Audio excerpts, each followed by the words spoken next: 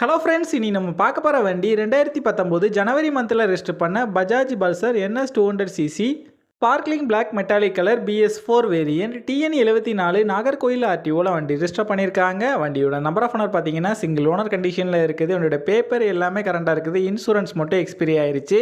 வண்டியோட physical condition பாருங்கள், எக்ஸலண்டான கண்டிஷனில் இருக்குது. உன்னோட இன்ஜின் கண்டிஷன் பார்த்தீங்கன்னா தெளிவான செல்ஃப் கண்டிஷனில் இருக்குது. வண்டியோட ஓவரால் பாடி அவுட்லுக் பார்த்தீங்கன்னா நீட்டான கண்டிஷனில் நல்லா தான் மெயின்டைன் பண்ணியிருக்காங்க. எந்த விதமான மேஜர் டெண்டோ மேஜர் ஸ்க்ராச்சோ கிடையாது.